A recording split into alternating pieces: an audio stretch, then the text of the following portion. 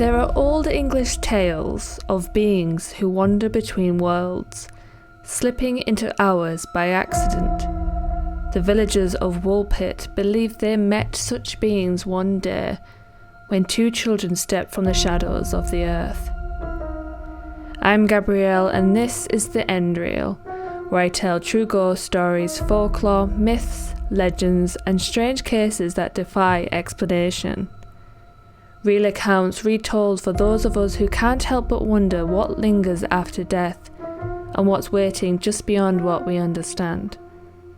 So wherever you're listening from, turn down the lights and let's begin.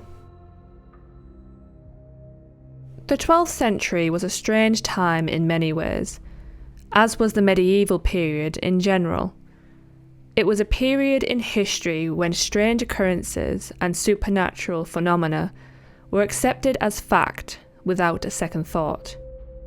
Which is probably why two different medieval chroniclers, writing in the late 12th or 13th century, saw fit to record an event that occurred in the village of Woolpit during the 15-year period of English history known as the Anarchy.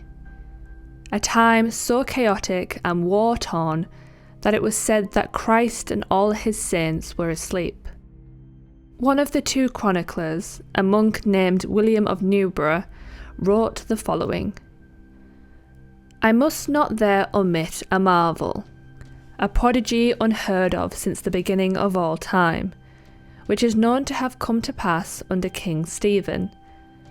I myself long hesitated to credit it, although it was noised abroad by many folk, and I thought it ridiculous to accept a thing which had no reason to commend it, or at most some reason of great obscurity, until I was so overwhelmed with the weight of so many and such credible witnesses, that I was compelled to believe and admire that which my wit striveth vainly to reach or to fathom.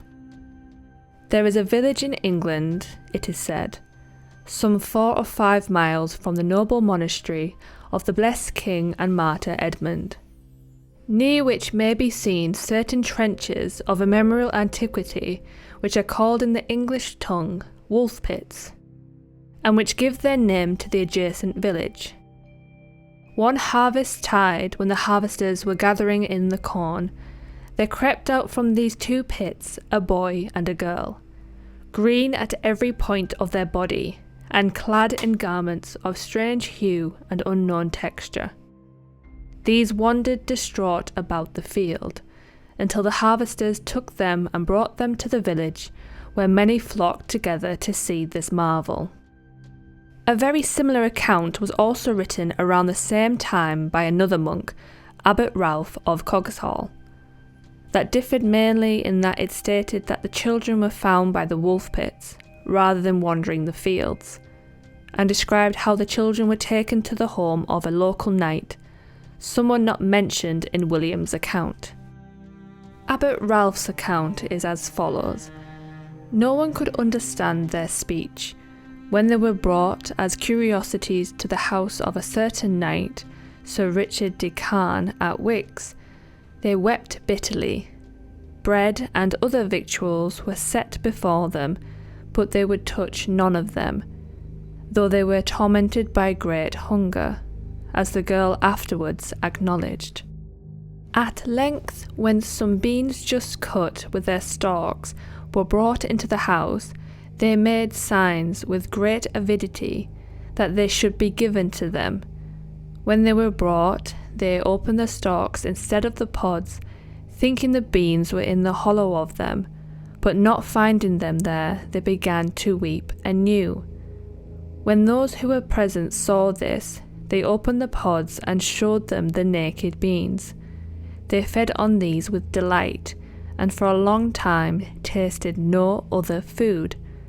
The boy, however, was always languid and depressed, and he died within a short time. The girl enjoyed continual good health, and becoming accustomed to various kinds of food, lost completely that green colour and gradually recovered the sanguine habit of her entire body. Unsurprisingly, the girl, who adopted the name Agnes, according to Abbot Ralph, was continually asked about her origins, and the story she told when she'd learned English to do so ended up raising more questions than it answered. According to both chroniclers, she claimed that she and her brother came from a sunless land, which was still a Christian country. William of Newborough's account is more detailed of the two in this area and quotes Agnes as saying the following: "The sun does not rise upon our countrymen. Our land is little cheered by its beam. We are contented with that twilight which, among you, preceded the sunrise, or follows the sunset. Moreover, a certain luminous country is seen, not far distant from ours, divided from it by a very considerable river." William of Newborough's account also gives this country a name, St. Martin or St. Martin's Land. Regarding how she and her brother had ended up in Woolpit, Agnes seems to have been unsure. According to William of Newborough, her answer to that particular question was, "We know not, this alone we remember, that one day we were feeding our father's flock in the field, when we heard a great noise, such as we hear now when all the bells at St. Edmund's peal together. When, therefore, we were listening with all our ears to this marvellous sound, suddenly we were wrapped in the spirit and found ourselves in your harvest field." Abbot Ralph added that the children had been struck senseless by an excessive light of the sun and the unusual temperature of the air, and they thus lay for a long time, being terrified by the noise of those who came on them. They wished to flee, but they could not find the entrance to the cavern before they were caught. Given how old the story of the Green Children is, interpretations and theories regarding it are many and varied. An author of the 16th century named William of Camden was of the view that the whole thing was a hoax, which is unsurprisingly a popular choice of opinion on the matter. Various others over the centuries have proposed various theories involving other worlds or underworlds, which sometimes make much of the first food the children would eat, being beans, considered to be the food of the dead in folklore. The 17th century writer Robert Burton went in the other direction and claimed that the children fell from heaven, which would, by modern standards, make them aliens. Victorian folklorist Thomas Keeley, who was responsible for bringing the story to the attention of a wider and more modern audience, went with the somewhat predictable option of claiming that the children were fairies, a theory that may owe more to the Victorian era, that fairies were childlike than anything else. Of course, a more mundane theory has also been put forward. Well, aside from it was a hoax made up anywhere. In the 12th century, a large number of Flemish migrants arrived in England, fleeing from various problems back home. During the reign of King Henry I in the early part of the century, they were welcomed, but this didn't last and they were persecuted by subsequent monarchs. According to this line of thinking, the children were nothing more exotic than a pair of very young Flemish refugees who had been orphaned or separated from their parents and got lost, their unknown language being just Flemish.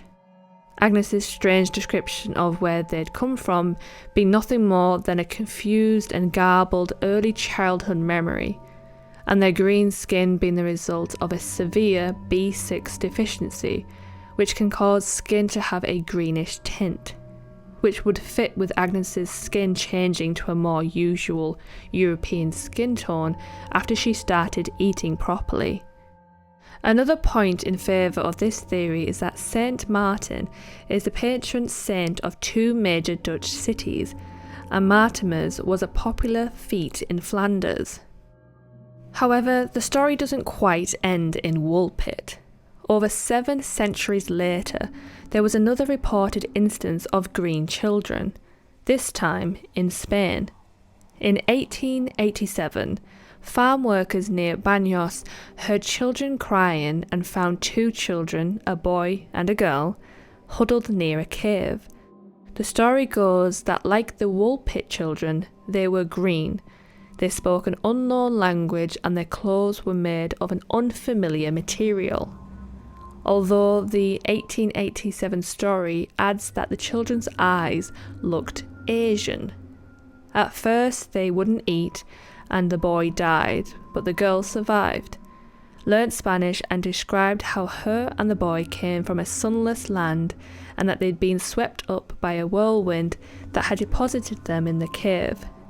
She died in 1892, leaving a lot of unanswered questions.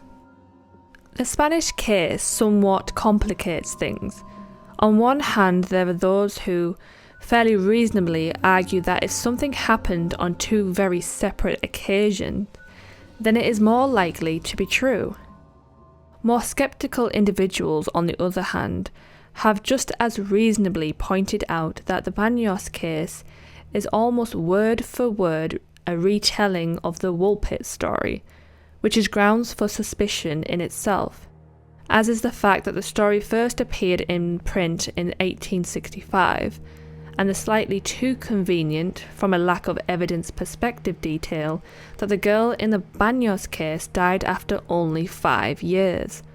After all, if she had lived into the 20th century, there would have had to have been a great deal more evidence of her existence.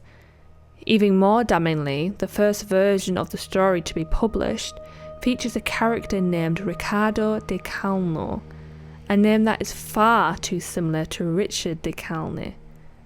And most tellingly of all, there is no record of a Spanish village named Baños. While the origins of the Baños story are apparently fairly obvious, the same cannot be said of the Woolpit one. In the end, the mystery of the Green Children is one that will likely never be settled, although it has left its mark, having inspired fiction, poetry, and music, along with the children being depicted on the village sign for Woolpit. As to what the truth of the tale is, it may be wise to heed the words of William of Newburgh on the subject. Let everyone say as he pleases, and reason on such matters according to his abilities. I feel no regret having recorded an event so prodigious and miraculous.